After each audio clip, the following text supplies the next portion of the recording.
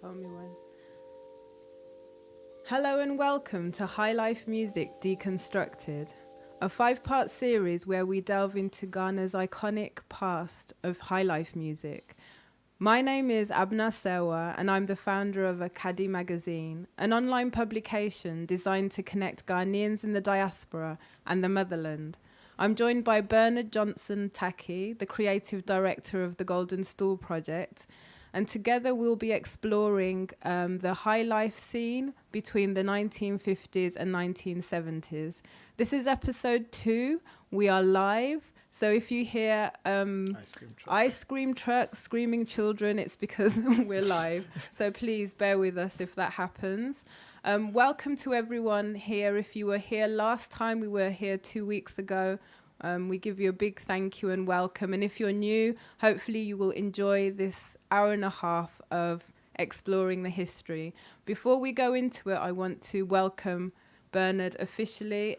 Welcome, Bernard. Thank you for having me again. Yes, it's really good to see you. And Bernard, you're going to talk to us a little bit about the GoldenStool project. Yes. So anyway, those who don't know, my name is Bernard, and my DJ name is Water45. I run the GoldenStool initiative, which is designed to actually promote and encourage the Ghanaian arts. Our main aim, one of our main aims, is to have a comprehensive recording of traditional music from all the 4 corners of Ghana, and we've actually set off that project with our recordings. And I was in Ghana last year, and yeah, it's looking good. It's looking good so far. But so far, yes, we're glad to be doing Highlife Music Deconstructed. Thank you, Bernard. Can you tell us a little bit about why it's important for us to be archiving and holding on to our narrative? I think it's really important that we hold on to our narrative, or we tell the story from our perspective, because I think culture in itself, it's innate in every person, and that is your identity, to be honest. That's who you are. So it's very important that you hold that dear to your heart. And for me, that really, really matters. Thank you. So when we spoke before for episode 1, you gave us a little potted history of highlife from the early 1900s, around 1920, up until the 1940s. Yeah. And I think this time we're going to be touching on 50s, as you said, to 70s. Early 70s, late 60s, early 70s. So can you give us an idea of what we'll be covering today? Yes, so to make it easier for everybody to actually follow and understand, I've split it into 7 very, very brief sections, so everybody sort of gets the broader picture. So first of all, we'll be looking at the initial split that took place within Highlife. There were 2 distinct streams, say after the 1940s, early 50s. We'll be taking an in-depth look at dance bands. We'll be taking an in-depth look at Highlife dance bands. And then thirdly, we'll be taking a look at Highlife guitar bands. Those were the 2 streams that formed out. We'll further be looking at elitism within Highlife. We'll be looking at the gradual demise of the big band style of Highlife, the reasons that caused that demise. And then finally, we'll be looking at the socio-political conditions that existed within Africa in general and Ghana in particular around that time, 1940s, 1950s to late 50s. And then finally, we'll be looking also at the structures that supported these musicians of the second generation. So we have got a fair bit to go through, but I know that it's going to be interesting. Yes, it will be very, very interesting. Okay. So just to start off, are we going to start off with a Yes. I knew you were excited about this, because when I played this record earlier, I mean, you were so excited about it. Yes, so to kick things off, I am going to play some music, and I have decided to pick a record from the late 50s, actually. and this is on the Taga record label. A plethora of record labels sprang up, especially in the 70s. We'll talk more about that in the third generation. And this is by T.O. Jazz, led by Thomas Ampoma, who was from Kumasi, a very, very notable figure on the guitar, the guitar, Highlife guitar band scene. So this is called Mibroni, which literally means my love? My cherished one. Okay. So we're going to play this song, and right after this song, we are going to carry on. So if you could just give me a sec, I'll just get it going.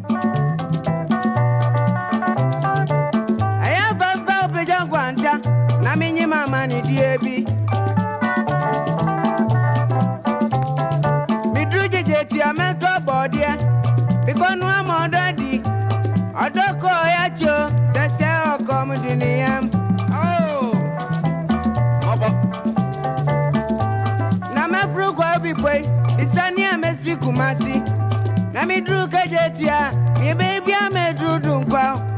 I no other in any bag you can come away. I have the war. Odonkwa. I am going to metro, mi brony, going to metro, I need you to be queen. I am from the bed, as you can see, baby, I am a metro, I need you to be queen.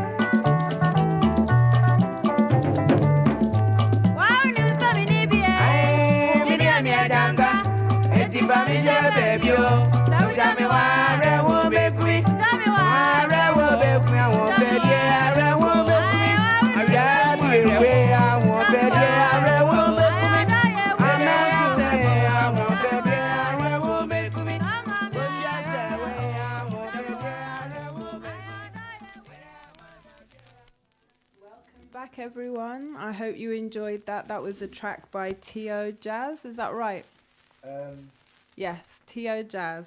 And yes. It was Mibruni, which means cherished one. Yeah, that was definitely T.O. Jazz. Two things that I really liked about that was just the really deep bass. The guitar bass. I think the bass line on this particular track is what makes it really special to me as well. So it's the rawest form of Highlife guitar band music, which we'll talk about later. Yeah. Yes, but T.O. Jazz. And also, I could hear a woman singing. Yes, so as we've always said, we will try as much as possible to show the feminine side of Highlife as well. It's always been the men. And the lead singer's name is Irama, and she sang with T.O. Jazz. She was one of the lead singers for T.O. Jazz. Awesome. So let's get started, people. As I have said in the previous episode, if you have any comments or questions, just note them down, and we will be, picking that up at the end of the the session. So let's start. In terms of this split that you talked about with Highlife Music, you talked about the dance band, and then you talked about guitar bands. Let's start with dance bands. I think the main reason why the split occurred was because you've got the musicians that play in the dance bands, and these guys played in more plush locations. So they'd be playing in the top hotels in town. They'd be playing in the best ballrooms in town. Yeah. And you had the other side of the story, which were the guys who could not afford to go to those really outrageously expensive places. So they sort of incubated their sound in the Palmwine shacks, and that became guitar band music. So one strand was for the wealthy, sort of the black elite, the colonialist. The other side was for the man who lived down the road, who just wanted to have a good time. Yeah. So that was how these two distinct streams came about.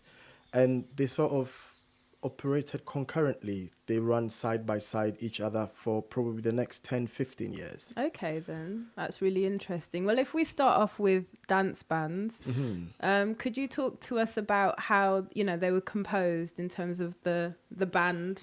Well, so if one sort of spoke of a high life dance band, okay, to begin with, in terms of head count, in terms of numbers, you're looking at anything up to about 20 musicians. That's a lot. At a time.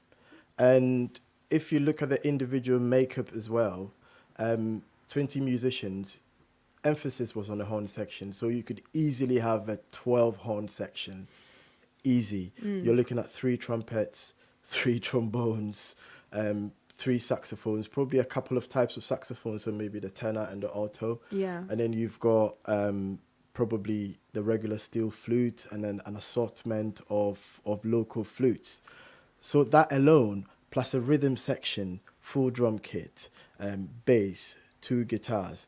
And you might get probably maybe a 4-man percussion section as well, because you'd have one musician on the congas, you'd have someone on the bongos, which is actually not African. Where is it from? The bongos are actually is actually an instrument that you find in mainly Latin America. Okay. So you find a lot in Cuba, Venezuela, and it's associated with like Afro-Latin music. So you'd have one guy on that, and then you'd have 2 people on shakers. So it was an ensemble. It was a big ensemble. And it sounds like it would have generated a really rich sound if you've got all of that. Yeah, I mean, it was, the sound was big. It was bold. It was just brash, because you've had this really lush, sort of huge horn section, and the sonics you get from loads of horns, different types of horns. It's just so rich. Okay. So where would these bands be performing? So I think in Ghana back then, it was fashionable for every city to have its own dance band, So if you go up to Kumasi, you have the Stargazers, and they'll be playing maybe at the Kingsway Hotel. You come to Accra, which is obviously the capital of Ghana. There's a famous Seaview Hotel. Okay. It's actually in Jamestown. Isn't that near where you're from? Well, yeah. It's not far from where I live, because I live on the Mortuary Road, so it's not too far from where like I grew up or where my mum lives now. And you had bands like the Ramblers and the Black Beats. They would be playing at the Seaview Hotel, and you'd have all the really elite black people, the Western Europeans that were either governors or held really high office would come to Hobnob. And that was just right opposite the lighthouse. Oh, I know the lighthouse. Yep. Yeah. That's right opposite the lighthouse, but I think that's gone now. Yeah, I don't recall when I went there seeing it. But I mean, if anyone knows, or if anyone was around when, Yeah. And then in Takoradi as well, which was a port city actually. Yeah. You had the Atlantic Hotel, and then you had the Broadway dance band doing their thing there. So yeah, these were places that they played, really high society, very opulent, rich. It's like the equivalent of like going to Mayfair. Yeah. You know, Yeah. it's all nice and plush and proper. And I guess you would have had to dress the part to get in as Well, well. of course. I mean, there was the whole European etiquette where you needed the suit and the tie, and you had to look good. I mean, in Accra, you had to go to someone like Dan Morton for him to make a suit for you, so you could actually go to those grand balls. So you'd have to earn a pretty penny. Yes, you would have to earn a pretty penny. Yes. Okay. So in terms of foreign influences in that kind of music, what were they? I think in terms of foreign music, there was one particular sort of music form that really took root then, because bear in mind, during the Second World War, Western countries had their armies like stationed all over the world, and we obviously had military men from the United States, and we had soldiers from Europe, all stationed in Ghana. And what was in vogue back then was swing and big band jazz. You know, very US centric, tinged kind of sound, and US big band jazz and swing had a massive influence on these dance band musicians, because they were listening to artists like Duke Ellington, Count Basie, you know, Lionel Hampton, Benny Goodman, you know, King of Swing. So that had an influence. They were even listening to Quincy Jones. Quincy Jones and jazz? I mean, that's not what I associate him with. But Well, I mean, for those of you who actually don't know, Quincy Jones started his career as a trumpet player for Lionel Hampton. I mean, for like 3-4 years, he played trumpet for Lionel Hampton. And he went on to actually arrange and compose for Count Basie, Duke Ellington. So it was very possible that, I mean, if you were listening to a top hit by Count Basie in the mid-50s, it must have been 8 out of 10 times, it must have had the hand of Quincy Jones in there. And then I guess if Ghanaians were listening to the, you know, Count Basie songs at that time, that would have been, you know, linked to Quincy Jones arranging those songs? Well, possibly. I mean, if you were listening to a Count Basie song, it could be possible Quincy Jones had actually arranged it. Okay. You know, and that in itself was quite amazing. We had Louis Armstrong visited Ghana in 1956, and that was a momentous occasion. You know, obviously the guys who played in the guitar bands were sidelined because they were not regarded as quite... God bless you. Thank you.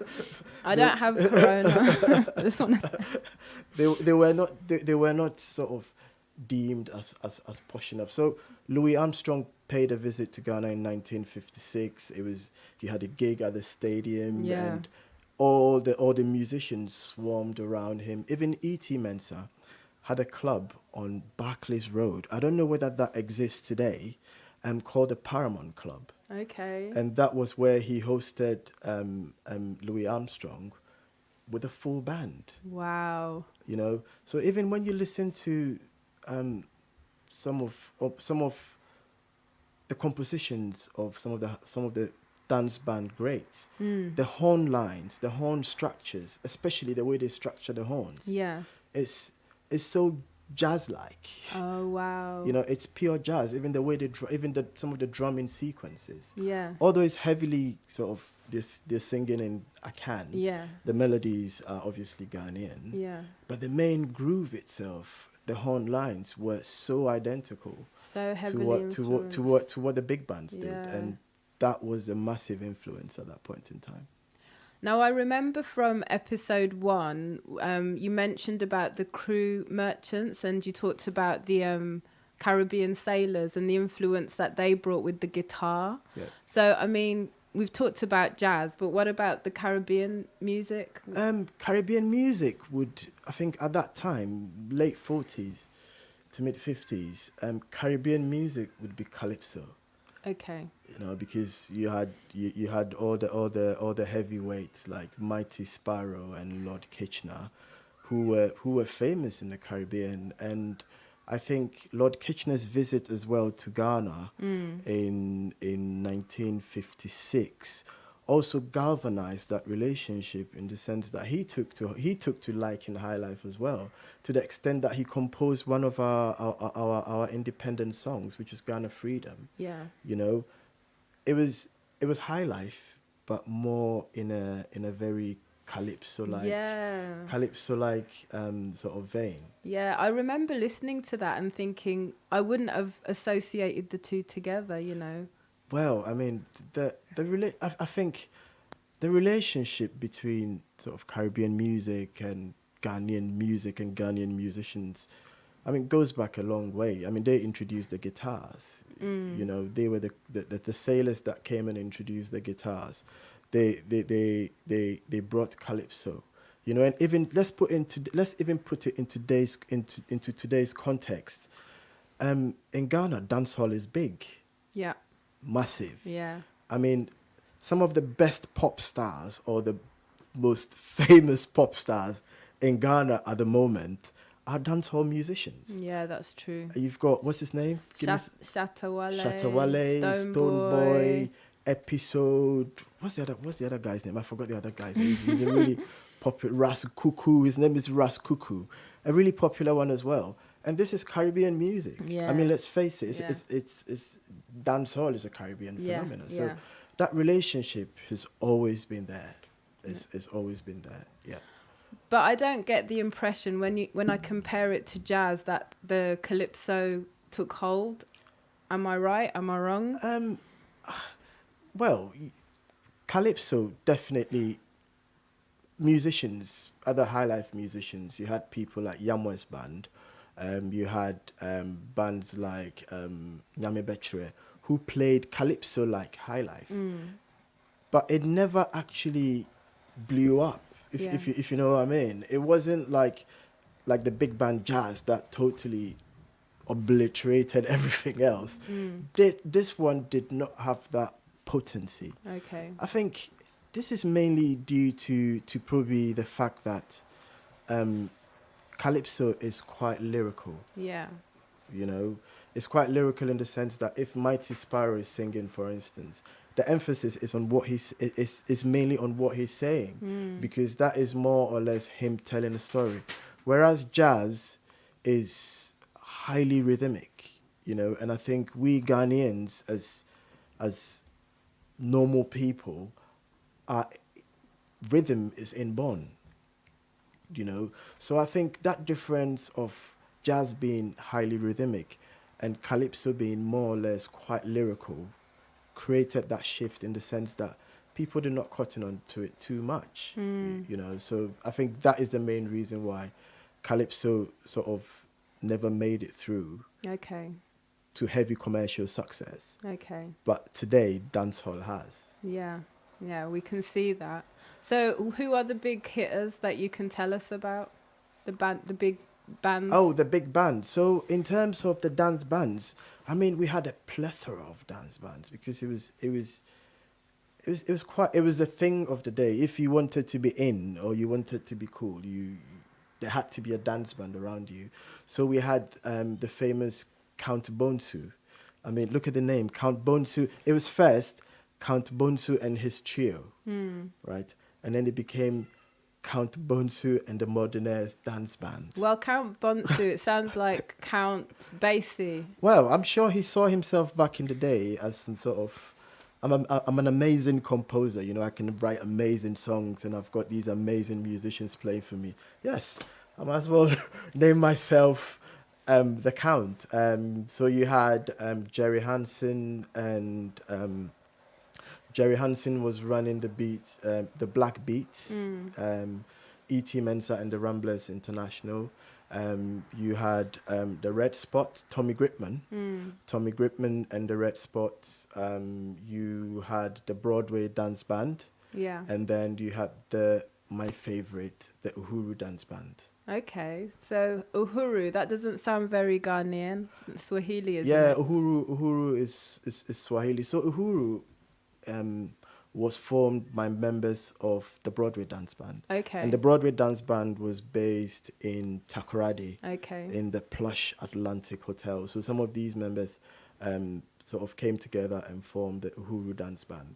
And the name Uhuru came about because that was in 1957, just at the cusp of independence. Okay. So the king of Esikado, which is I think is a principality in the central region, conferred the name Uhuru onto this new outfit that had just been formed by members of the Broadway band to actually reflect the current status of the time. You know? We are who we are. Yeah. We have found ourselves. We're dropping Broadway, and now we're Uhuru dance band. And Uhuru means freedom. Okay, so it kind of fits in with this idea of... It fits in perfectly with that narrative of we are who we are, and we can manage our own affairs. Yeah. I see that. Okay, so Uhuru, a very big band. But I think, how did that sort of evolve? Did it not move on? And Uhuru, in the sense that, to me, once again, I said Uhuru is a very special sort of band. So when Uhuru was first formed out of the Broadways in 1957, the leader then, who was Stan Plange, famous, amazing musician, he had left when Uhuru formed. So Sami Obot, who is a Nigerian, actually took the reins and sort of became the leader of Uhuru.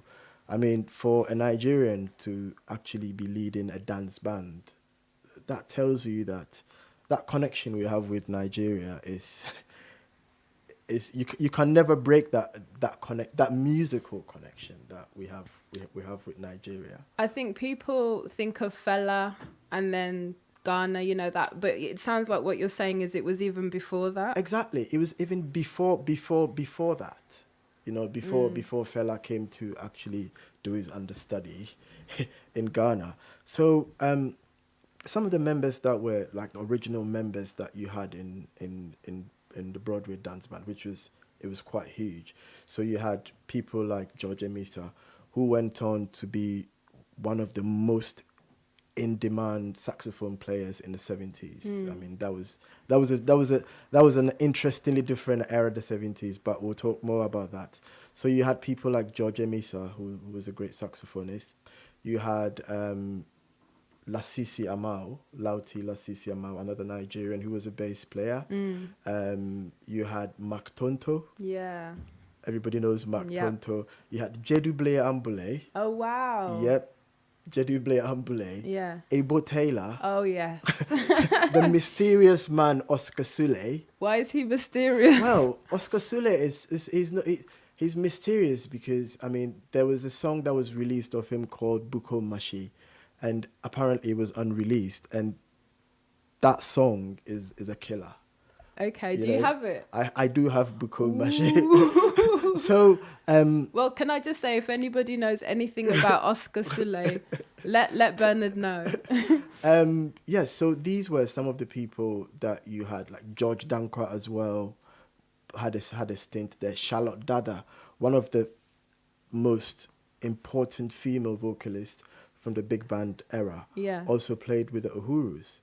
You know, so Uhuru to me is a boiling pot of immense talent. Yeah, it sounds like it. You know, and I can say that without Uhuru, Ghana would probably would not have had its first. No, seriously. Without Uhuru, Ghana probably would not have had its first international breakthrough act. If I say international, I mean, yeah, the works. Okay. You know, let me try and break that down so you understand it. Mark Tonto. Yes. He played with Uhuru. Yes. He played with Osibisa. Yes. Lasisi Amao, he was a bass guitarist for Osibisa. Daku Potato, he was a conga player. He was a conga player for Osibisa. And another big band, Stargazers. Yeah. Teddy Osei played in Stargazers. So look at these four pillars of Osibisa. You know, all of them had stints with dance bands. Majority of them had stints with Uhuru. Obviously, Teddy came from the Stargazers. So to me, that was their incubator. Yeah. That was where they honed their skills until they came to London and then sort of started up in Tin Pan Alley in Soho. Oh, wow. And they blew up. So seriously, I think it's quite important. Without Uhuru, there probably wouldn't have been Osibisa in its form that we know it today. Yeah. And I think you referred to it as Afro rock. Yes, I mean Afro rock. I mean the Osibisa, they created it. They took that genre Afro rock from Africa, you know, with African vibes, Yeah. to international standards. So I know that some of us will know some of their tracks like Welcome Home and Sunshine Day, and I think you can name some more that I don't know. But Yeah. So Okay. yeah. Yeah, carry on. Sorry, I'm just grabbing the next record. Yeah, no, so that's amazing. But I want to go back to women because we can't forget the role of women in this genre as well. Yeah. We definitely, one second. Yeah, carry on. Sorry. Women. Yes, women. Yes. Women. Sorry, beg your pardon. Yes, we can't forget the role of women on the Highlife dance band scene. Yeah. Women played a pivotal role. I mean, once again, dating back or tracing it back to what I said about women in traditional music. Yeah. As I said, the space for them to perform changed. You know, bands became places of ill repute. I think that's what you said. It was associated with all sorts of negative things that we as a conservative society, i.e. Ghana, we do not tolerate. But yes, still, certain women were able to break through, and those women were able to stand in front, you know, not backing singers. They were able to stand in front and actually sing. You know, they were able to get authorization for band leaders to say, okay, you can sing. Yes, you had women like Charlotte Dada, who was with the Uhurus. Oh, wow. You know, yeah, she was with the Uhuru dance band. You had Gladys Kesewa, who was with the Ghana Police dance band. You know, isn't Lee Dodu in the Ghana Police? Lee Dodu was in the Ghana Police dance band as well, police dance band. So, these women, these two women, actually were trailblazers in a way, because they were able to show people that, we can do it. Yeah. You know, so the role of women can definitely not be underestimated at all, so far as dance bands are concerned. Well, I'm glad to hear that. And I think on this note, I feel like we should hear some music to reflect. Well, yes. I mean, to reflect what we've just said, we are going to hear some music, because I have just spoken about jazz being a massive influence, American, especially US jazz and big band jazz and swing, having a massive influence in the way in the way dance band leaders composed and actually arranged. So I've got a record here, which is from the Builders Brigade Band. It's a big band. So there we go. Which camera is it? Is it that one? Or that one? That one. And I think Patrick is going to flip it over. Patrick's our producer. Patrick is going to flip it over. And then I will try and look for the track whilst you say something. So just to remind you, if you are new to this platform, this is our second episode. Our first one, we covered the beginnings, the origins of Ghanaian highlife. And we're talking about music, highlife music between 1950s and the early 1970s. If you've got any questions, comments, please drop them in the comment box and we'll be reading them out later on. Are you ready for us? Yes, I'm ready. Okay, so this record is from the Builders Brigade Band. And it was a very popular dance band in the mid-50s. And this is a track that is really special, because the whole of that album is big band sort of high life style, like dance band, big band, high life style. But this particular track is more like a jazz track. And I'm just using this track to actually show you how much US jazz, big band jazz, influenced high life. So this track is called Hoha. Hoha, yeah. Okay, so we'll try and get it underway.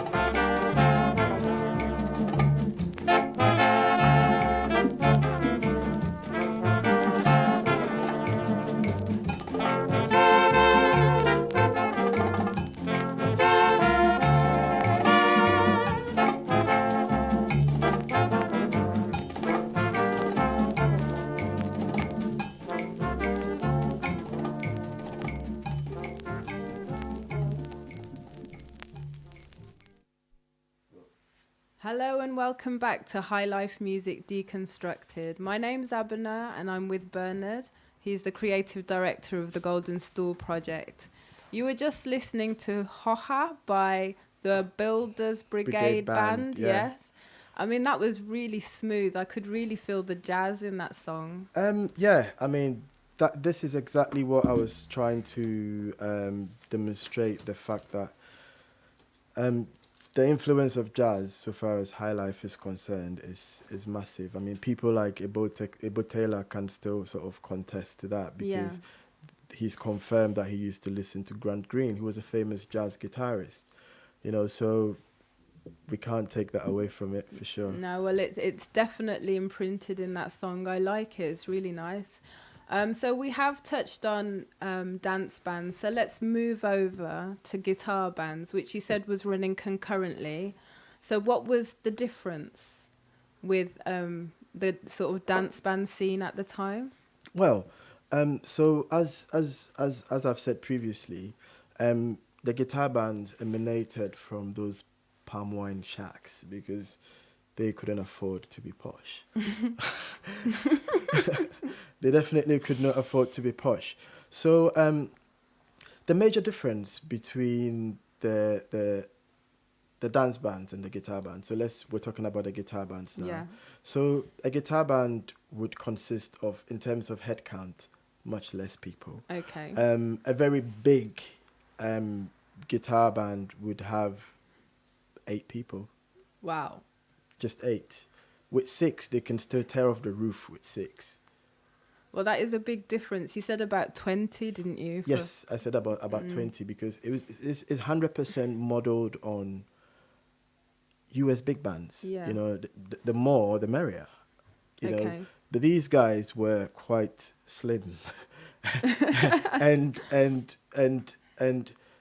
the music that they played was mainly guitar led. Okay. And early dance bands had no horns. Okay. There was no brass Yeah. whatsoever. It was purely guitar led. So talk to us about the composition then. In terms of the way these guys went about their compositions and where they got inspirations from to write all sorts of very interesting songs, I think they mainly got their inspiration from traditional music. Yeah. That was the main source of inspiration. And the way they composed was mainly by ear or by feel Okay. and by memory. So that I'm guessing with the dance bands, they were sort of more musically Yes, trained. they were more schooled. Yeah. You know, most of them could read with the dance bands. Most of them could read music. Most of them could write. Most of them could score. But with the guitar bands, I'd say 70% of them had no formal music education whatsoever. Wow. But still, they could come up with very intricate compositions. You know, compositions that are so intricate. Sometimes it even boggles music experts to actually think, hold on, how did these people remember all these sequences? How did they remember all these structures? And that is where the power of memory comes in, you know, and the power of just being a natural musician comes in. Because I guess there's this perception that if you can read music and all of that, that you're a better musician than somebody who can't. But you're highlighting, and there's proof with all the music that we have that that's not the case. Well, I mean, to be honest with you, let's face it, a fair majority of Africa's greatest musicians were not musically schooled. You know, that does not mean that you can't be a great musician. You know, it doesn't mean you can't be a great musician because you've got loads and loads of musicians out there who can read a note, but they would play the hell out of you. You know, so to me, I think, is it a barrier? No, not really. No. You know, I don't think it's much of a barrier if you can't read and write, and that doesn't make you a lesser musician as well. No, not at all. I mean, you're talking about this prowess that they had in creating music. Can you give us examples of some of the bands? So some of the bands that were quite popular back in the day, in terms of guitar bands, Another thing another comparison I want to make between those two sort of streams would be the issue of discipline, Okay. discipline amongst musicians. With the big bands, it was very regimented. You had to, there's loads of you. So to be able to produce good sounds in unison, there has to be a fair amount of discipline amongst each and every man to get that desired output. So the dance bands were more or less very regimented. The leaders were taskmasters. They drive you to death. Someone like I've heard stories of instances of King Bruce finding his musicians when they made mistakes during rehearsals, and even finding you more when you played a gig. Okay, well, that's fair. That's like live gig. I'll fine you more, but being fined is not cool. So that is it. Is that regimented sort of almost military operation style, whereas with the guitar bands, it was more loose. Yeah. But that doesn't mean that the looseness affected the quality of the output. No. The output was even, trust me, amazing. I think you mentioned when we were off camera that some of the records, when you buy them, the songs that cost the most are the songs that are played by the guitar band. Well, yeah, personally, I think the guitar band, as a record collector, guitar band 7 inches, like proper guitar band 7 inches, cost a lot more than big band Highlife dance band records. So that is that's one thing as well. Okay. So in terms of what you said of who were the stars of the day, so you had K Gyasi. He was the first musician out of the Palmwine shacks to actually plug in, i.e. electric guitar. Okay. He was the first guitar band Highlife musician to actually use an electric guitar. So he went on to form EK's number 1 with Kakeku. Everybody knows Kakeku. I don't. Everybody knows Kakeku. So he went on to form EK's number 1 with not Kakeku, sorry, Kwabena Okai. Oh, okay. I take that back. It was Kwabena Okai and EK Nani. They went on to form EK's number 1. And then we had Yamwa's band. Yeah. Another with Ajeku. I think Ajeku, he died not long ago, actually. Ajeku is like one of the most underrated guitar band singers, like totally underrated. Why? Why is he underrated? I think he wasn't, I wouldn't say he wasn't given more credit, but to me, I think he should have had more exposure. He should have cut more records. You had the enigmatic K Gyasi. Not just K Gyasi, he was actually called Doctor. Doctor. So he was he a medical doctor? No, he was a doctor of Highlife. Oh, that other doctor. Yes. Okay. So that was Dr. K Gyasi. You had Master Bob Akwaboah. Oh wow, yeah. So the Akwaboah family, like really famous music family in Ghana, his son, he's just called Akwaboah. I don't know what his first name is. Isn't it Kwabena? No, that's not. Kwabena is his father. Oh, okay. So his son, Bob Akwaboah's grandson, actually produced Sarkodie's, is it Sarkodie's last album? Is it? I think it was a dedication to his mother. And he produced the whole album. Anyway, those of you that don't know Sarkodie is like, is it hip hop? Or hip hop? Yeah, I think he's a hip hop artist. I don't know. Is it hip hop or hip? Anyway, I think it's one of those hip things. Yeah.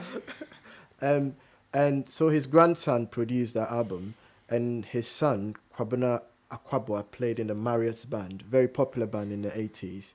So it's a very musical family. It's a very, very musical family. I like how you've tied it to modern day by showing how, that sort of tradition has continued. Well, with that Kwabena family, I think it's a very special family tradition, because it began from the second generation all the way to now. Yeah. So to me it's quite unique. Showing the relevance still of Highlife music. Very, very, in very, whatever form. Very, very, very, very relevant. And then you had Tio Jazz, which we heard at the beginning. Yeah, and then there's Nyame Bechere band as well. So, I mean, with the guitar bands, there were loads. Okay. There were loads of guitar bands. Okay, so where were these guitar bands playing? So with these guitar bands, it's amazing because obviously in the 50s there were not sort of designated halls for everybody to play, you know. So the Highlife band, the dance bands, they had the chance to play in all these hotels, all these plush sort of ballrooms. But with the guitar band sort of crew, they played a lot in sort of like made up sort of pop-up places. Oh, the early pop-ups. They played in pop-up places. So I remember there was a place in Kaneshi called AKADi or some weird name like that, which means little baby stop crying. There was another place called Impamprom that was Tiptoe, you know, that was around Circle. So these were like I hope these names are ringing bells. With these people. were like open air places. These were not really plush. And then if you go much further into the hinterlands, because they didn't have these sort of open air spaces, and that was where you had most of the guitar bands from the hinterland, so that around the Ashanti region, the Brongahafo region, you had a lot of them there. So there was this phenomena of concert houses. What does that mean? So a concert house is basically maybe within the community, it could be a little town. Yeah. There would always be a wealthy man. Yeah. Cocoa Krachi. Okay. Which means that wealthy man is a cocoa farmer or a cocoa broker. Yeah. And normally they build huge houses with huge compounds. Yeah. So what they would do is they would sort of rent out the premises of their huge compounds to these bands, these touring little guitar bands. Yeah. And they would turn up with a little theatre as well. Okay. Concert. So they would turn up with a theatre. So the band would basically provide the music. And then you'd have people performing. And the theatre troupe would actually act it out. Oh, nice. You know, so it was mainly to do with morals. Okay. Sort of advice, you know, do not steal from your brother. It talks about love. Okay. It talks about how you don't get on with your mother-in-law. You think your mother-in-law is a pain in the bum. Lovely woman, yeah. You know, so it was mainly social commentary, and the guitar bands would provide the soundtrack. That is awesome. So it was more like a traveling caravan of traveling music because it toured little villages. Yeah. And these theatres were based on minstrel shows from Europe. Okay. So they would literally black up and apply like white chalk around their lips. I mean, outrageous stuff. You know, have like the pestle that you use for the apatariwa. Yeah. They have it around their necks, and it was absolute mayhem. So just subverting stuff, subverting cultural norms. Like you don't use the eta for a bow tie. Exactly. It was totally outrageous. It was a minstrel show. Okay, but 1 second. You said that Ghanaians were blacking up. Yep. They were actually blacking up. So they're adopting what was caricaturizing, if that's the word, black people in Europe by blacking up. Yep. And then in Ghana, they would take that, adopt it, and also black up. Yep. And that was the show. And that wasn't seen as, like, they didn't... I mean, I think... I'm kind of lost for words. I think there was no sense of political and social correctness back then. I mean, now you wouldn't dare do that. No. You know, now you wouldn't dare do that. But for them, it was just trying to imitate what they'd probably seen. Because bear in mind, there was early TV, and it'd mainly be probably European shows. Yeah. So that's what they've seen as a theatre, and they've sort of incorporated it into their sort of local act as well to probably add a bit more edge. But political correctness, social correctness, zero. Yeah, I see that. So who were some of the big names at that time? So some of the big names at that time, Yamwa's band. Yeah. With Ejeku. Yeah. Tio Jazz. The Akwabwa family. Yeah. But you mentioned, I think, before about the guy with the eta. Oh, Kosher. yes. So that was back to where we slightly digressed, I think. So back to that sort of theatre element and the blackface thing that I was talking about. So that setting in general, in that concert house, was referred to as concert parties. Yeah. You know, so these guitar bands would normally tour with these concert parties. Yeah. And that was where they played. That was their main circuit of performance, you know, and they toured the hinterlands of Ghana with their act. And these bands were absolutely amazing. But looking deeper into it, that concert parties in those concert houses laid the foundation for drama on national TV. Okay. You know, most of the stars that were on the concert party circuit, come the early 70s, mid 70s, they were superstars on TV. Okay, so it's kind of like that was the training ground for them? Well, it was. It was in a way, because if you're very well versed with Ghana TV, Osofodazi, Yeah. to give you a simple example, the core of the Osofodazi drama troupe came from concert parties. Wow. You know, so in a way, the guitar bands provided the blueprint for the future of drama series Yeah. on Ghana TV. It's kind of interesting, nice how it's kind of like you see that shift and it's almost seamless. So the guitar band and performers, then you see them on TV and they're recognized and known by people. And I think you mentioned Dr. Gyasi earlier. Dr. K Gyasi. Yes. So Dr. K Gyasi is an interesting man, in the sense that he was based in Kumasi, and I even met his son. He's passed away now, obviously, but I had the pleasure of meeting his son. Obviously, I bought some records of him. I can't go to Kumasi and not, Of course. and not go look for records. K Gyasi was like a honeypot for musicians. Okay. Because to begin with, apparently he was a very affable man. He was a very philanthropic man as well. Okay. So he started off with the K Gyasi guitar band. Yeah. And then later it morphed into K Gyasi and the Noble Kings. Noble Kings. The Noble Kings, yeah. Okay. The Noble Kings. K Gyasi had a raft of musicians sort of come to his camp to study. Okay. You know, a raft of musicians. He had someone like Charles Samoa, he played with K Gyasi.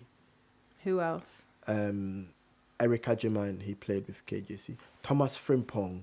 Oh, wow. He played with Nana Tufo of blessed memory. He played with K Gyasi as well. And these sort of four people ended up being heavyweights during the Bugger Highlife era. So again, another sort of training ground for a lot of the stars that we know Yeah, or we grew up with. Exactly. A training ground, but at the same time, sort of it tells you what you learn from Highlife and where it can take you. You know, these people, somebody like Charles Samoa ended up playing disco sort of Bugger Highlife sort of way.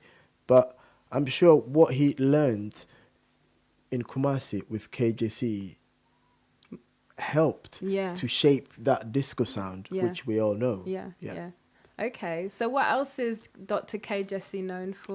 K Gyasi as well was probably the first musician to introduce keyboards, which is the organ, into the guitar bands. Okay, so that would have come from church, would it? Well, yes. I mean, the organ would have come from, because the word organ is normally used in African sort of sense. Yeah. Is church. Yeah.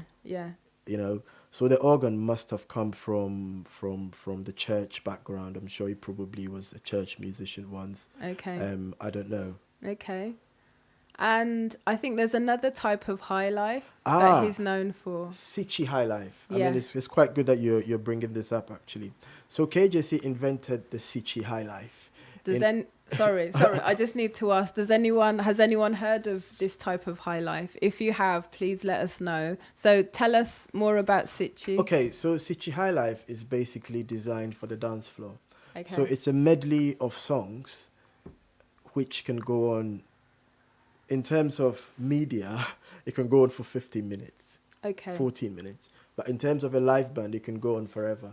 because it's meant to make you dance. So it's just a medley of songs that have all been sort of melded into one long song. So when you start dancing, you don't stop. See, this reminds me, anyone who's watching this that used to go to Ghana Union parties, you know, the song would start and then it would morph into another song and then another one. So is that an example of Sikyi Highlife? That is an example of Highlife based on the Sikyi style. Okay. Because K Gyasi had his own style of rendering the Sikyi Highlife. Okay. You know, the Yam Ponsa guitar was more prominent. Okay. He developed this mid-70s, so he'd added a full-blown horn section as well. Okay. So the horn arrangements were nothing sort of, it wasn't jazzy at all. It was pure traditional melodies. It was pure Ghanaian style of arrangements of the call and response was purely Asante, not even Ghanaian, I should put it that way. It was purely Asante. So that made him really special in that sense. And to me, I think, yeah, he's one of the greatest guitar band leaders to have ever graced the face of Ghana. And you said the Godfather. Is he called the Godfather? He's called the Doctor. Oh, okay. Doctor K Gyasi. So, yeah. Okay. Doctor of Highlife. Okay, then. Before we tie up this section, I think we should talk about women again in Guitar Highlife. Yes, women in Guitar Highlife. In the same way that the band leaders of the dance bands gave women an opportunity, I think their counterparts in the guitar bands as well also gave women fair opportunity, if not more. So you've got the Nananums or Nananum. Yeah, we talked about them in episode 1, didn't we? Yeah, Nananum, they are from Kumasi. Yeah. And they were signed to the late George Perez Gapophone Records. And it was fronted by 2 women, and one of them was a Rama. Okay. Who I think died not long ago, Yeah. really sort of. A Rama Bedu, yes, that's the one. A Rama Bedu. She was really popular. I mean, even when she died, I saw it in Ghana Web, so that tells you she's big. how popular she was. You've got Mambi, who sang with African Brothers. Nana Mpedu himself referred to her as the golden voice of Mother Ghana. Wow. Yeah. Big accolade. Yeah. You've got Elia Sabia Cropper. Before she became big, she was singing in the late 60s before she made it big in the 80s. You've got other singers who actually, like T.O. Jazz. The lead singer of T.O. Jazz is also called a Rama. Yeah. And she was quite instrumental in sort of getting the women's point of view across so far as the music was concerned. Yeah. Okay, so fairly well represented. Well, I mean, it could have been more, but as you know, it's a man's world. It's a man's world. We're not being sexist or anything like that, but it's a man's world. So what are you going to play for us now? Right, so what I'm going to play for you now is a typical guitar band Highlife. Okay. So this is mainly guitar-led, and it's called the Royal Brothers. Let me see whether I can sort of get it going. Okay, so while Bernard is doing his DJ thing, I just want to remind you, if you do have any comments or questions that you want to put to him, we'll be taking them at the end of the show, so just write them in the comment box. Also, as a reminder, if you've not seen episode 1, we have put a link in the box as well, and you can check that out afterwards, and we'll be doing the same with this one once we're done. So are you ready for us, Bernard? Yeah, I think we can go now. Okay.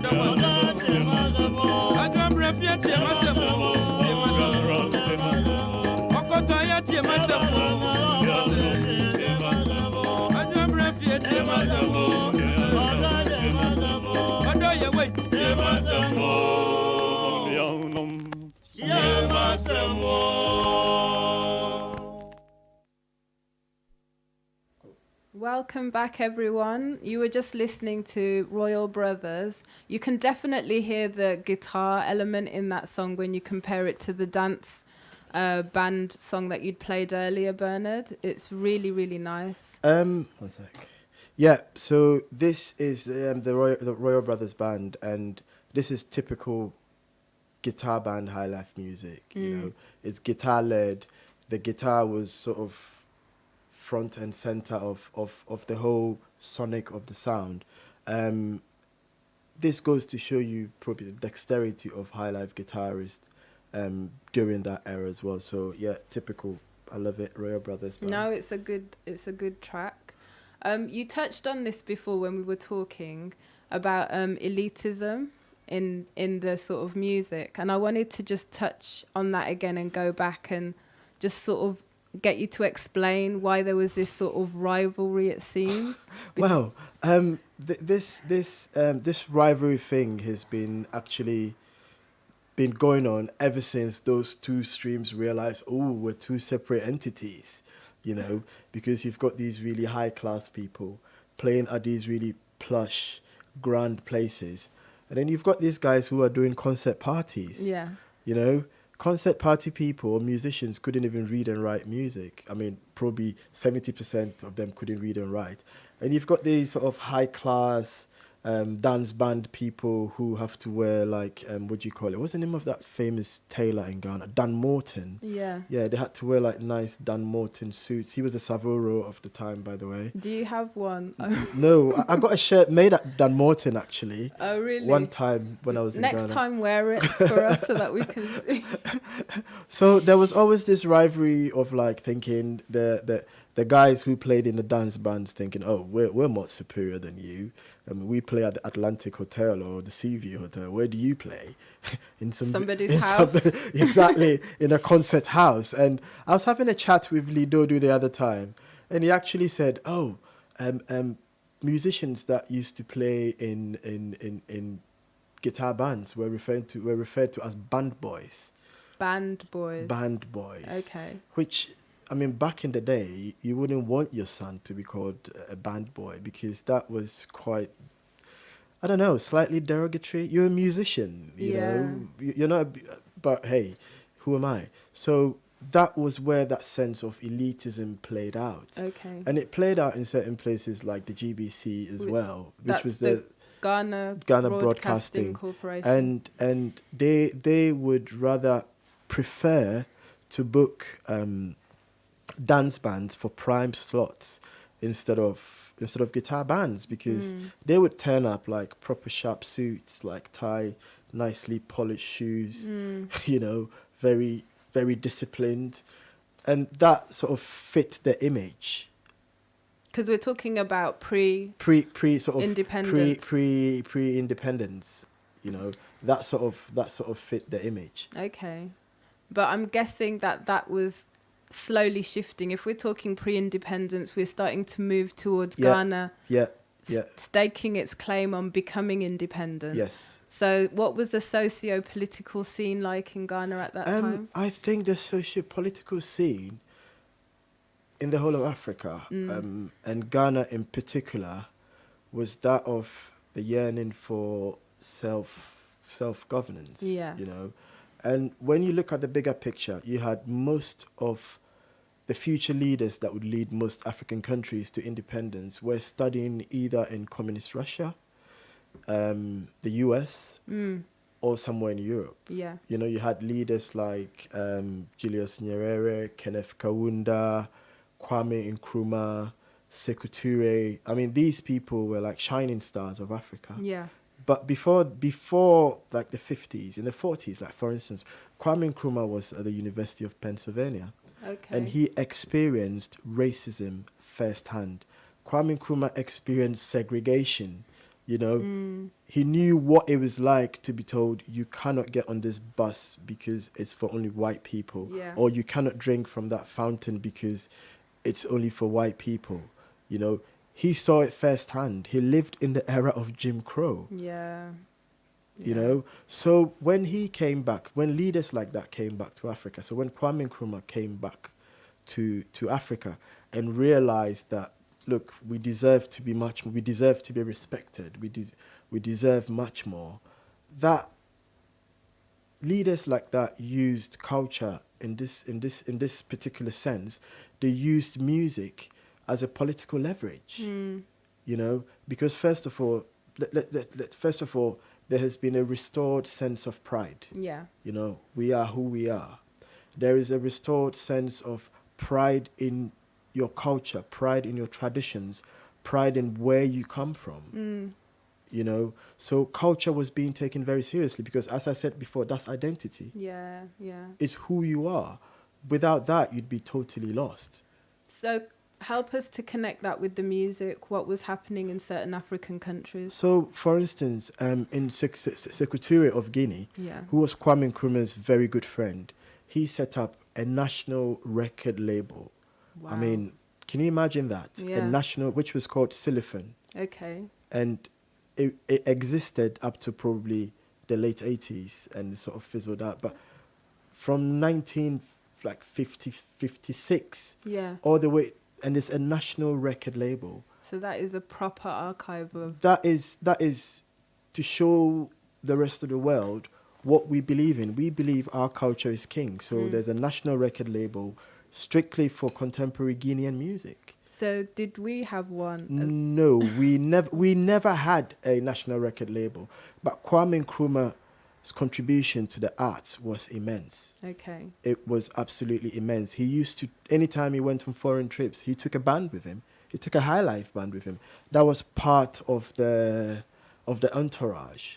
You know, you had singers like E.T. Mensa composing songs in his honor. You know, so at that point in time, music and politics became intertwined. You know, Highlife was the soundtrack to independence. Definitely. You know, I can imagine all the street dances, all the probably posh people. They were all dancing to Highlife. It was literally the musica franca of Ghana, and that was via the efforts of these politicians who wanted to use music as a leverage as part of the struggle towards independence. Absolutely. And I think some of us can recall, you know, when it gets to independence, they show those old archive videos, Ghana, the land of freedom. Yeah. You know, well, actually, that's Kitchener, isn't it? But yeah. But saying that as well, once again, I'm going to play another track that captures sort of the pre-independent spirit, you know, what was actually reigning back then. And this is a 7-inch Uhuru's. Oh yeah, Uhuru, which we've been talking about. Yep. Yeah. So as Bernard sorts himself out, Mr. DJ Volta, it's just to remind you, if you have any comments or questions, let us know, because we've got to grill this guy afterwards. Make sure we get it all out of him. Sorry, Abby. I'll see you.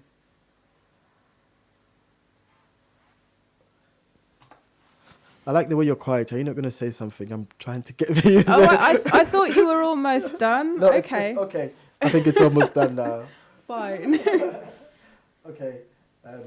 So I'll introduce this. I mean, as soon as I played, Patrick was actually here when I played this track yesterday, and Patrick was over. He goes, "Yeah, I remember this tune. This is a bad tune." I'm like, "Yes, Patrick, you are very musical." Anyway, so this is Uhuru's with Ubekumi.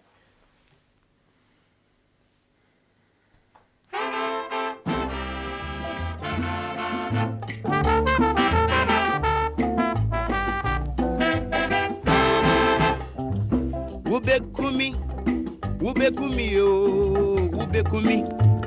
Si menyaka, ubekumi yo, ubekumi. Ubekumi yo, ubekumi. Wedi menyaka se, ubekumi yo, ubekumi. Ahun febe fweni, mon shwenechi. Bina mi siese, machinchi, mananti. Nansu debi, wedi menya kanse ubekumi. Bina mi siese, machinchi, mananti mabre. Nansu debi, wedi menya kanse ubekumi.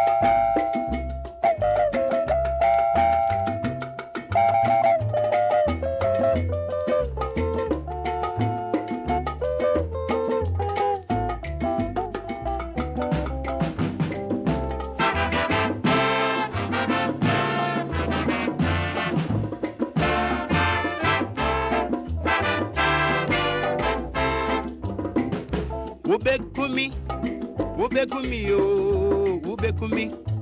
Mesi menyaka, ubekumi. Ubekumi yo, ubekumi. Wedi menyaka se, ubekumi yo, ubekumi. Ahun febe fweni, work is befweni. Mina mi siese, machinchi, mananti. Nansu debi, wedi menya kanse ubekumi.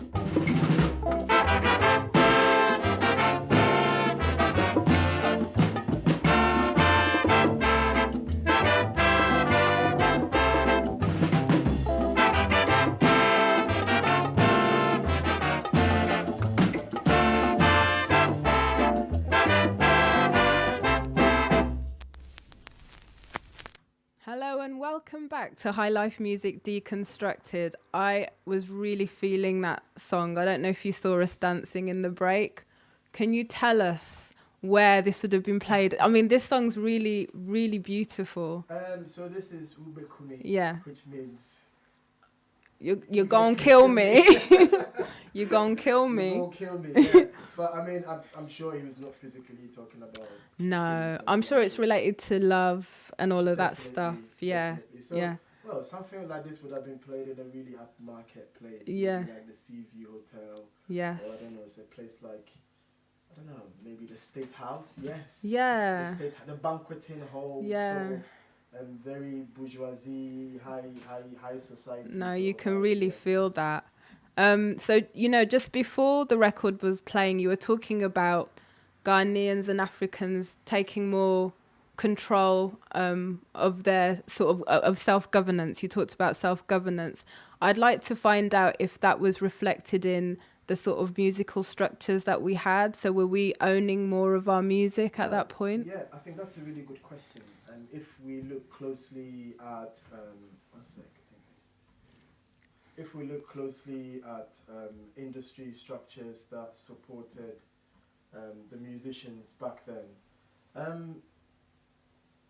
there wasn't much, I'm afraid.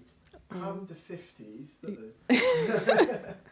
there wasn't much in the sense that come the mid-50s, everything was still being produced outside. So early 50s, everything was still basically primarily being produced outside Ghana.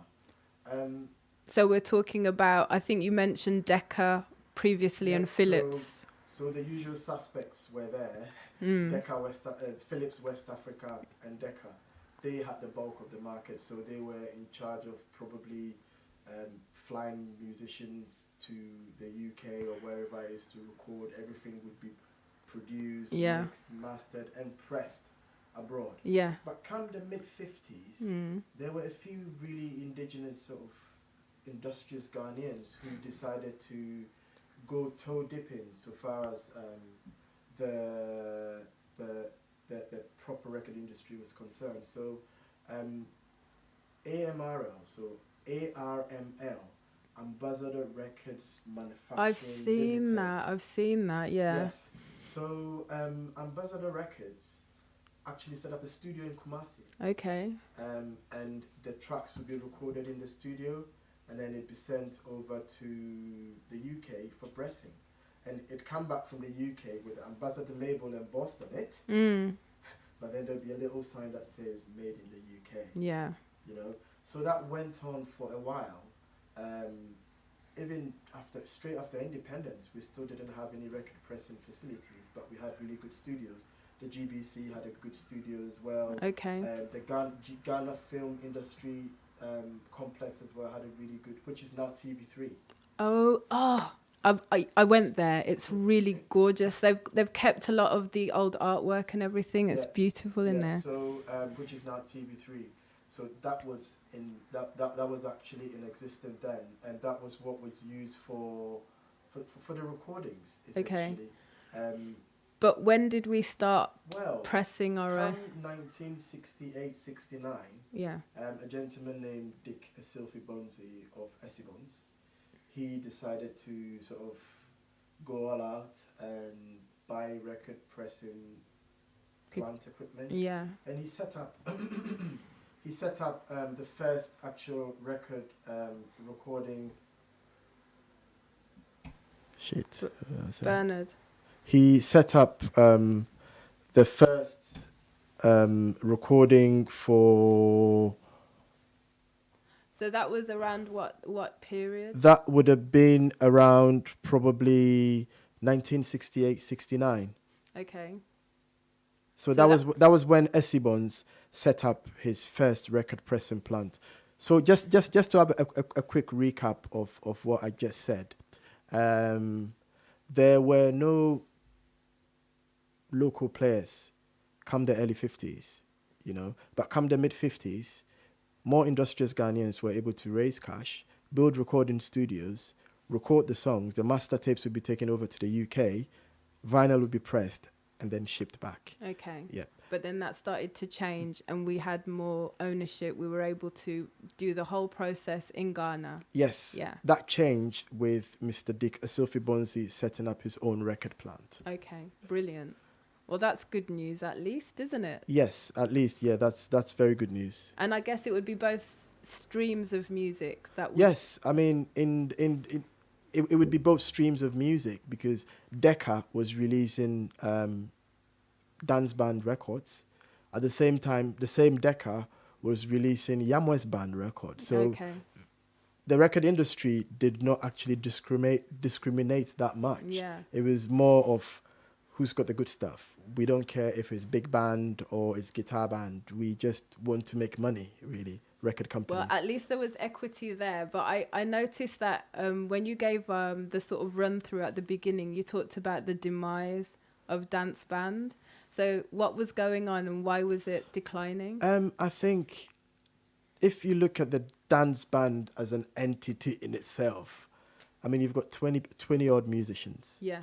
Plus support staff. So maybe you're looking at maybe a sound engineer, maybe a runner, and then maybe a few groupies, as you as you always get. Yeah. So to begin with, financially, it was quite expensive. Yeah. I mean, 20 musicians, all of them had to be paid. Of course. You know, so if it's give or take £150 a head in today's money times 20, yeah. that is a lot of money. Yeah. That is a lot of money. So financial constraints also played a part because not every promoter could afford to book them. No. You know, so it was still mainly the rich and the hotels and the big banquet halls that were mainly sort of keeping them going. But it got to a point, I mean, you can't do that forever. No. You know, you can't keep having such a big band and having to pay all of them. So financial cost was one. The second one was logistics. You know, you've got 25 odd people in the entourage. How are you going to move 25 people from Accra to play in a village in Sunyani? A massive you're gonna need a train. Okay, you know? a train. Because you're looking at the people and the instruments. It's true, yeah. You know, so logistically, it was a nightmare. Yeah. You know, So it kind of cannibalized itself. well, more or less, it was of its own doing. And then, thirdly, you had a technical aspect as well. If you've got how many spaces in Ghana in the probably late 60s, early 70s were kitted out to actually technically support a 20-piece band. I mean, let's face it, there were places that could do that, but if you came like down to the grassroots, you had less and less venues that could do that. So technically, that was a challenge as well. Imagine how many microphones you'd need for a 20-piece band. Well, at least one each, I'm guessing. Well, mathematically one each, but you add the drum and no, it could be twice as much. So it sounds to me like where dance band wasn't able to evolve, guitars, because they were a lot smaller, they were able to. Is that right? Yes. I mean, guitar bands were able to evolve much quicker because they could adapt.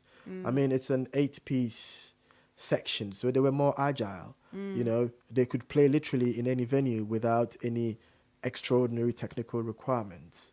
You know, they could play in a village in somewhere in Mampong. We're a town, okay? Mampong's a town. They could be playing somewhere in a town like Mampong easily. Yeah. They could come to Accra and still play the Sea View. True. Easy. True. You know, so I think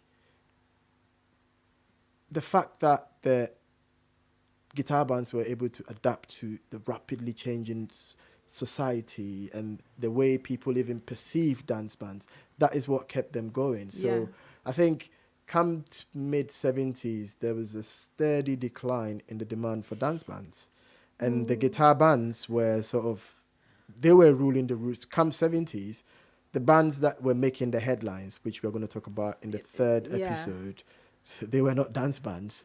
They were all people that came from guitar bands or guitar band sort of setup. Yeah. I think it's quite ironic, isn't it? Because there's all that elitism and high life, the word actually, you know, all of that sort of exclusiveness. And actually that sort of became their downfall in the end. Unfortunately, they couldn't survive the changes, the social changes that were pervading then. I mean, it just wasn't viable anymore to have a 20-piece band plus 5 technical staff and 20 groupies. No. No, get rid of the groupies. But we still have the memories and we still have the music. And you've got some of that, haven't you? Yes, we still have the memories and we still have the music. I believe we're almost coming to the end of this section. Yeah, we are. So what we're going to do in a few minutes is round up. Hopefully you're going to play us another song. Yeah, I think what we should do is maybe we play another song and then we get ready for your questions. So we're going to play one more song. When we come back, we do your questions. Yeah, and there's been quite a lot actually. Okay. Comments and questions. Okay, questions. So I've got a few here that there's sort of comments that have come. The first one is from Evelyn, and she is asking about, you talked about the influence of Caribbean seamen. Yep. Okay, so I'm just going to read it out. Okay, what about the influence or impact that Ghanaian musicians had on other African musicians? I think the immediate one I can think about is Nigeria. We started Highlife. The birthplace of Highlife is Ghana. The impact it had on other musicians, well, it had so much of an impact on Fela. He came down to Ghana to do his apprenticeship in Highlife. That's what I'd call it. And then ended up creating a world phenomenon, Afrobeat. So this shows you that Highlife actually influences other people a lot. I see that. Yeah. So you got the next question, or do you want me to line up? I'll line up the next song and then we'll take the questions. Okay, well, these are more comments, you see, from some of our... some people who were watching the first episode. So this is Paulina in Cancer. She was talking about the Uhuru band, the dance band that you'd played earlier. Yeah. Bibri. I'm not saying it properly. Bibri. Biribi. There you go. Sorry, I apologize. I just slaughtered it. Is one of her favorite tracks, she says. Claudia George has talked about Tiptoe Club. Tiptoe, yes. Yeah. That was in Circle. Yeah, so they used to hold afternoon dance sessions. Yep. Called Afternoon Jump. Yeah. Okay. See, he knows. Afternoon Jumps, yeah. I think also, yeah, I mean, again, Charlotte Dada. Basically, people are shouting out some of the names that you mentioned. That'd be great. What other names have they got on there? Charlotte Dada, yeah, you mentioned. I mentioned Charlotte Dada. Legendary Potato of Osibisa. Yeah. Yeah. Yeah. Yeah, so those are the two main ones. But I think if you start with the record, then I'll have a look, because we're also on YouTube as well. Okay. So there may be some comments there too. Yeah, cool.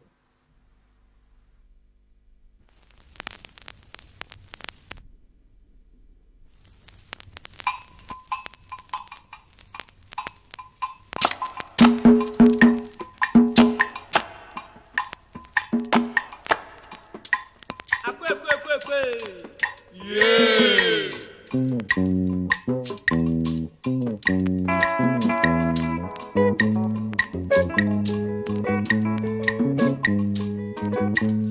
Song Debiawa, song Debiawa, song Debiawa no pete wefu ajimeya.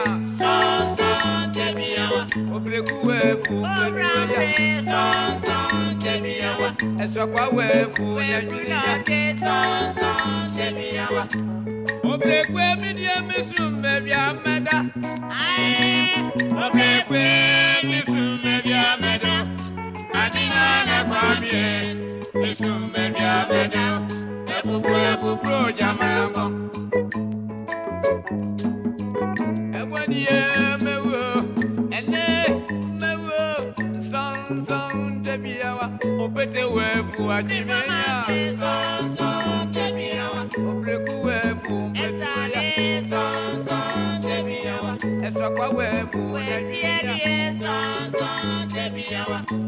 Obrekwe midia misum baby amada. Obrekwe misum baby amada. Adina na Kwame, misum baby amada.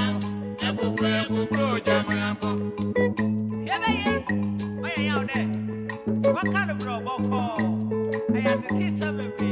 Abba, oh, hey,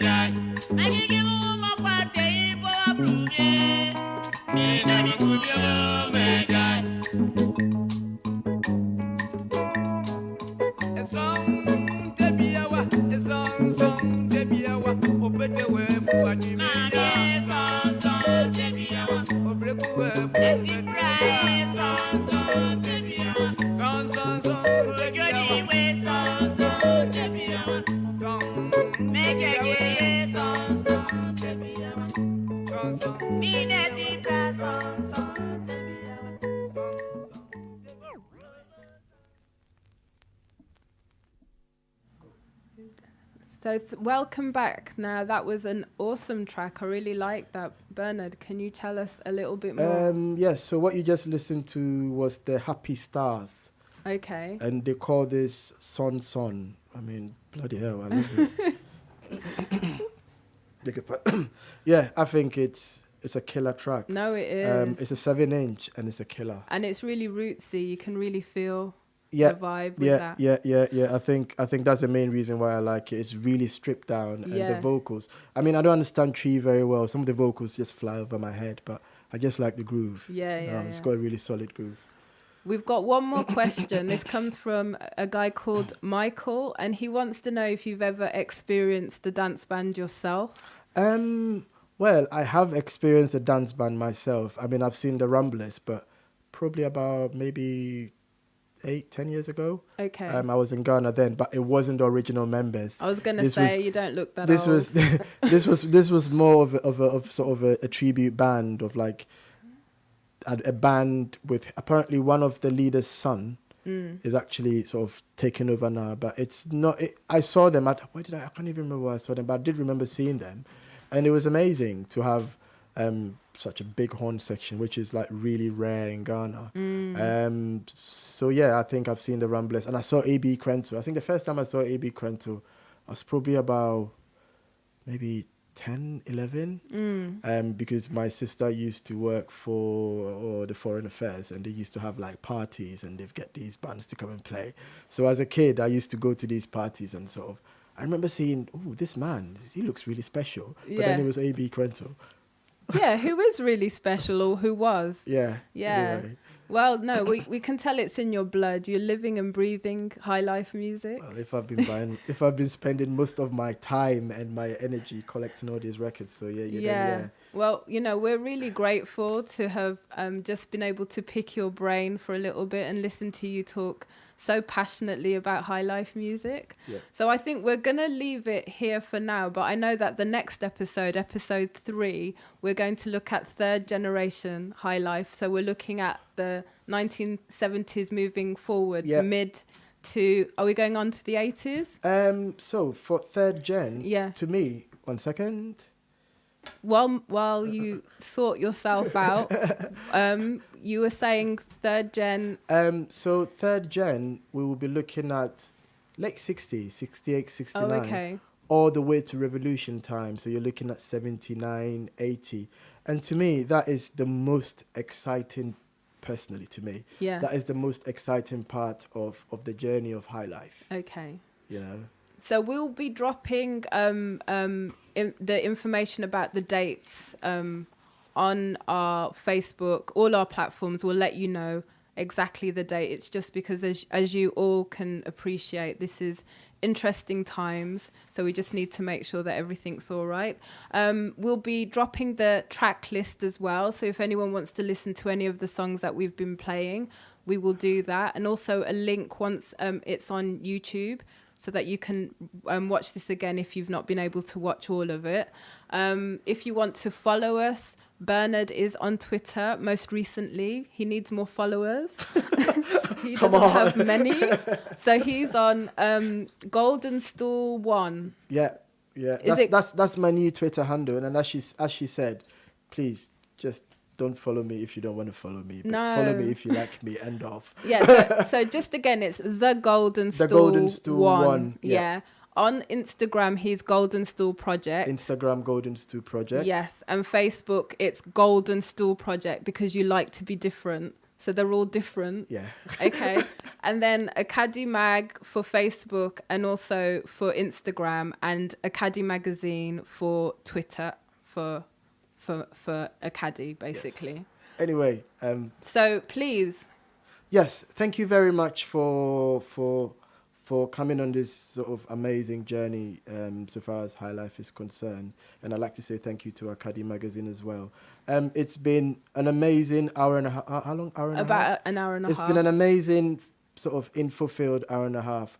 We'll be dropping the next date, as she said, for the next episode 3. Big shout outs to...